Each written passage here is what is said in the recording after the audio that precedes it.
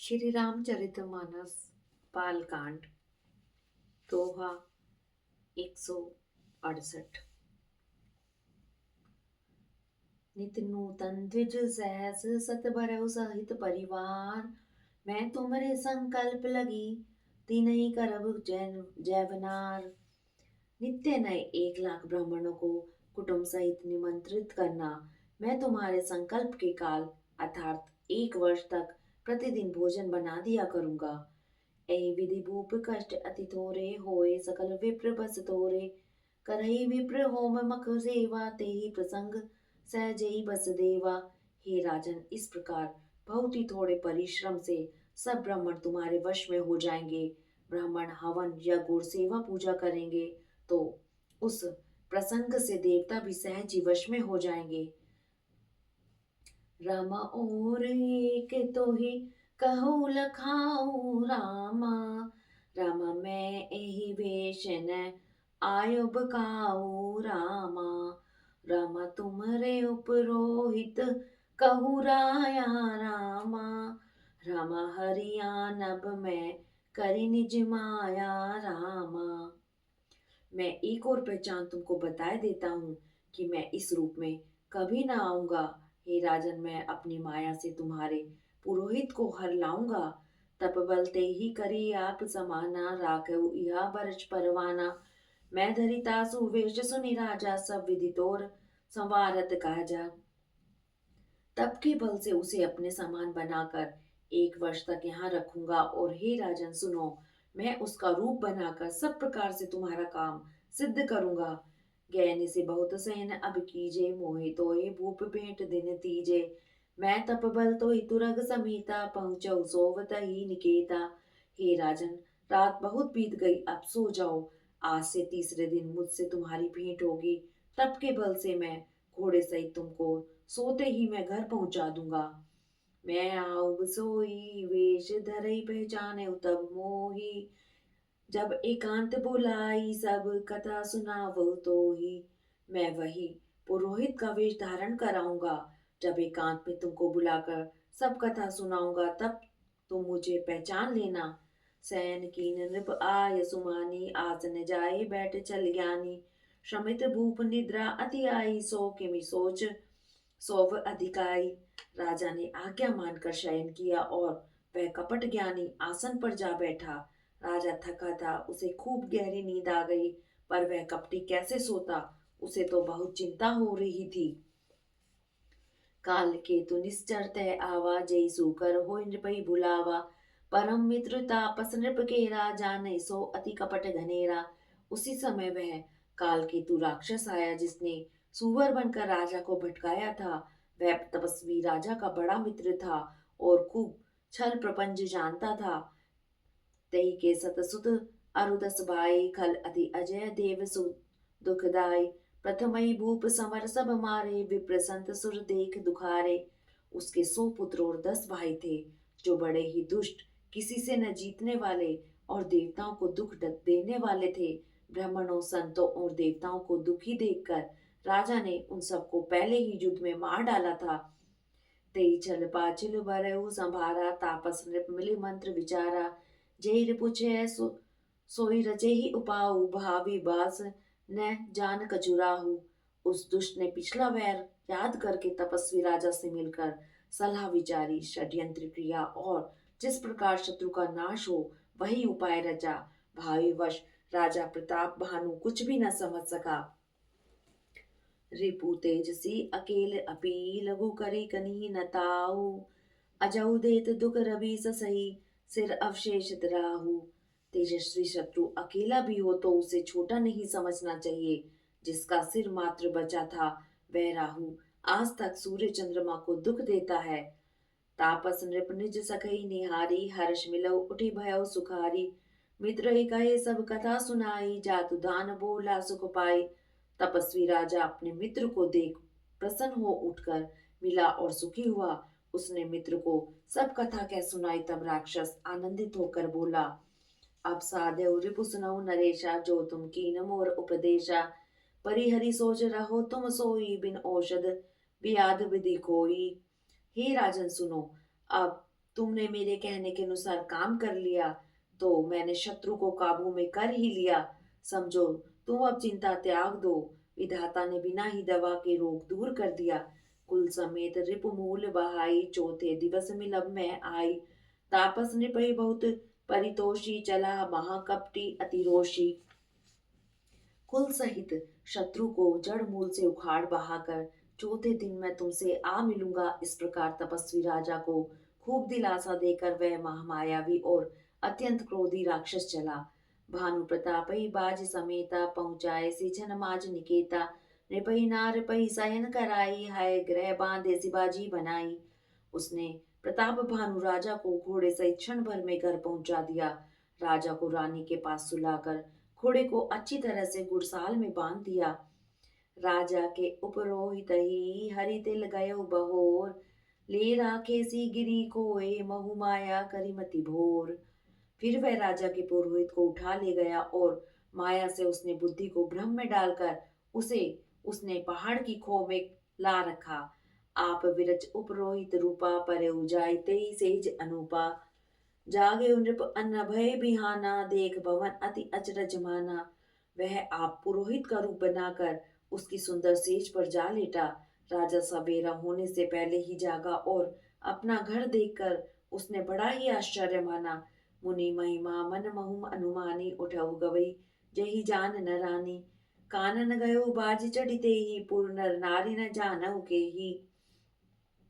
मन में मुनि की महिमा का अनुमान करके वह धीरे से उठा, जिसमें रानी न जान पावे। फिर उसी घोड़े पर चढ़कर वन को चला गया। नगर के किसी भी स्त्री पुरुष ने नहीं जाना।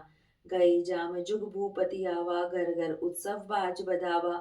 उपरोत ही देख जब राजा, चकित विलोक सुमरे सोई काजा। दोपहर बीत जाने पर राजा आया, घर घर उत्सव होने लगा और बधावा बजने लगा। जब राजा ने पुरोहित को देखा, तब वह उसी कार्य का स्मरण कर उसे आश्चर्य से देखने लगा। जुग समृपहि गए तिनु तीनी, कपट मुनि पद रह मति लीनी। समय जान उपरोहित आवा, नृपत ही मते सब कही समझावा। राजा को 3 दिन युग के समान बीते। उसकी बुद्धि कपटी मुनि के चरणों में लगी रही। निश्चित समय जानकर पुरोहित आया और राजा के साथ की हुई गुप्त सलाह के अनुसार सब विचार कर उसे समझाकर कह दिया। निपहर से पहचान गुरु, ब्रह्म बस रहा न चेत। बरे तुरत सत सहस बर, विप्र सुकुटुंब समेत। संकेत के अनुसार गुरु को उस रूप में पहचान कर राजा प्रसन्न हुआ। ब्रह्मवश उसे चेत न रहा कि यह तापस मुनि है या काल केतु राक्षस। उसने तुरंत 1 लाख उत्तम ब्राह्मणों को कुटुंब सहित निमंत्रण दे दिया। उपरोहित जेवनार बनाए, छरस चार विधि जैसे श्रुति गाय। माया में ते कीन रसोई, बीजन बहुत गनी सकई न कोई। पुरोहित ने 6 रस और 4 प्रकार के भोजन, जैसा कि वेदों में वर्णन है, बनाए। उसने मायामयी रसोई तैयार की और इतने व्यंजन बनाए कि जिन्हें कोई गिन नहीं सकता। विविध मृगन कर आमिस राधा, तेहि महु विप्र मास खल सादा। भोजन कहु सब विप्र बुलाए, पद पकार सादर बैठाए। अनेक प्रकार के पशुओं का मांस पकाया और उसमें उस दुष्ट ने ब्राह्मणों का मांस मिला दिया। सब ब्राह्मणों को भोजन के लिए बुलाया और चरण धोकर आदर सहित बैठाया। पर संजब ही लागी महिपाला, भय आकाशवाणी तेहि काला। विप्रबिंद उठी उठी ग्रह जाऊ, है बड़ी हानि अंजनी खाऊ। जो ही राजा परोसने लगा, उसी समय आकाशवाणी हुई, हे ब्राह्मणों, उठ उठ कर अपने घर जाओ। यह अन्न मत खाओ, इसे खाने में बड़ी हानि है। भय रसो भूसुर मासु, सब द्विज उठे मानि विश्वासु। भूप विकल अति मोह बुलानी, भावी बस न आव मुख बानी। रसोई में ब्राह्मणों का मांस बना है। आकाशवाणी का विश्वास मानकर सब ब्राह्मण उठ खड़े हुए। राजा व्याकुल हो गया, परंतु उसकी बुद्धि मोह में भूली हुई थी। होनहारवश उसके मुंह से एक बात भी न निकली। बोले विप्र सकोप, तप नहीं कछुकीन विचार। जाय निशाचर हो नृप, मूड सहित परिवार। तब ब्राह्मण क्रोध सहित बोल उठे। उन्होंने कुछ भी विचार नहीं किया। अरे मूर्ख राजा, तू जाकर परिवार सहित राक्षस हो छत्र बंधु ते विप्र बोलाई, खा ले लिए सहित समुदाय। ईश्वर राखा धर्म हमारा, जेहि ते समेत परिवारा। हे नीच क्षत्रिय, तूने तो परिवार सहित ब्राह्मणों को बुलाकर उन्हें नष्ट करना चाहा था। ईश्वर ने हमारे धर्म की रक्षा की, अब तू परिवार सहित नष्ट होगा। संवत मध्य नास तब हो, जलदाता न रहे कुल को। नृप सुनि शाप विकल अति त्रासा, भय बहोर बर गिरा आकाशा। 1 वर्ष के भीतर तेरा नाश हो जाए, तेरे कुल में कोई पानी देने वाला तक न रहेगा। शाप सुनकर राजा भय के मारे अत्यंत व्याकुल हो गया। फिर सुंदर आकाशवाणी हुई, विप्रौ शाप विचार न दीन, नहीं अपराध भूप कचुकीन। चकित विप्र सब सोनि नभ बानी, भूप गयो जय भोजन खानी। हे ब्राह्मणों, तुमने विचार कर शाप नहीं दिया, राजा ने कुछ भी अपराध नहीं किया। आकाशवाणी सुनकर सब ब्राह्मण चकित हो गए। तब राजा वहां गया जहां भोजन बना था। तह न आसन नहीं विप्र सुआरा, फिरऊ राव न मन सोच अपारा। सब प्रसंग मही सुरन सुनाई, त्रसित परेव अवनि अकुलाई। देखा तो वहां न भोजन था, न रसोईया ब्राह्मण ही था। तब राजा मन में अपार चिंता करता हुआ लौटा। उसने ब्राह्मणों को सब वृतांत सुनाया और बड़ा भयभीत और व्याकुल होकर वह पृथ्वी पर गिर पड़ा। भूपति भावई मिटई नहीं, यद्यपि न दूषण तोर, किए अन्यथा होई नहीं, विप्र शाप अति घोर। हे राजन, यद्यपि तुम्हारा दोष नहीं है तो भी होनहार नहीं मिटता। ब्राह्मणों का शाप बहुत ही भयानक होता है, यह किसी भी तरह टाले नहीं टल सकता। अस कही सब मही देव सिधाए, समाचार पुर लोग न पाए। सोचई दूषण देवई देही, विरचत हंस काग किए जेही। ऐसा कहकर सब ब्राह्मण चले गए। नगर वासियों ने जब यह समाचार पाया तो वे चिंता करने और विधाता को दोष देने लगे, जिसने हंस बनाते बनाते कुआं कर दिया। ऐसे पुण्य आत्मा राजा को देवता बनाना चाहिए था, सो राक्षस बना दिया। उपरोत रोहित ही भवन पहुंचाई, असुर ताप सही खबर जनाई। तेई खल जय तह पत्र पठाए, सजी सजी सेन भूप सब धाए। पुरोहित को उसके घर पहुंचाकर असुर कालकेतु ने कपटी तस्वीरी को तपस्वी को खबर दी। उस दुष्ट ने जहां जहां पत्र भेजे, जिससे सब वैरी राजा सेना सजा सजा कर दौड़े। घेरई नगर निशान बजाए, विविध भांत नित होई लड़ाई। जूझे सकल सुभट करी करनी, बंधु समेत पर नृप धरनी। और उन्होंने डंका बजाकर नगर को घेर लिया। नित्य प्रति अनेक प्रकार से लड़ाई होने लगी। प्रताप भानु के सब योद्धा शूरवीरों की करनी करके रण में जूझ मरे। राजा भी भाई सहित खेत रहा। सत्य केतु कुल को नहीं बाचा, विप्र शाप किमि होय असाचा। रिपुजीत सब नृपनगर बसाए, निजपुर गवने जय जय पाए। सत्य केतु के कुल में कोई नहीं बचा। ब्राह्मणों का शाप झूठा कैसे हो सकता था। शत्रु को जीतकर नगर को बसाकर सब राजा विजय और यश पाकर अपने अपने नगर को चले गए।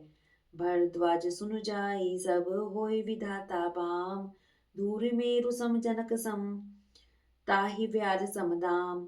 याकलव्य जी कहते हैं, हे भरद्वाज सुनो, विधाता जब जिसके विपरीत होते हैं तब उसके लिए धूल सुमेरु पर्वत के समान भारी और कुचल डालने वाली, पिता यम के समान काल रूप और रस्सी सांप के समान काट खाने वाली हो जाती है।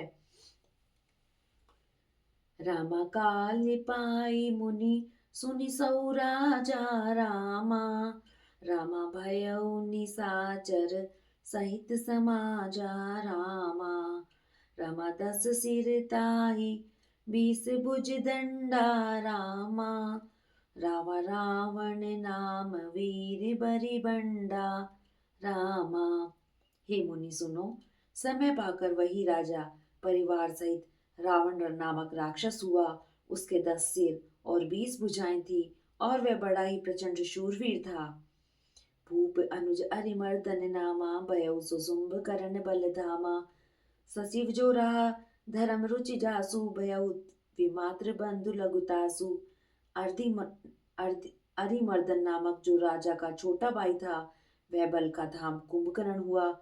उसका जो मंत्री था, जिसका नाम धर्म रुचि था, वह रावण का सौतेला छोटा भाई हुआ।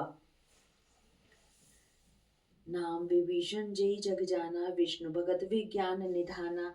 रहे जे सुत सेवक नृप रे, भय निशाचर घोर घनेरे। उसका विभीषण नाम था, जिसे सारा जगत जानता है। वह विष्णु भक्त और ज्ञान विज्ञान का भंडार था। और जो राजा के पुत्र और सेवक थे, वे सभी बड़े भयानक राक्षस हुए। काम रूप खल जिन्नस अनेका, कुटिल भयंकर विगत विवेका। कृपा रहित हिंसक सब पापी, बरन न जाए विश्व परितापी।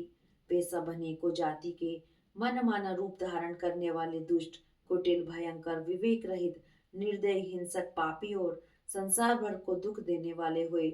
उनका वर्णन नहीं हो सकता। उपजे यद्यपि पुलस्त्य कुल, पावन अमल अनूप।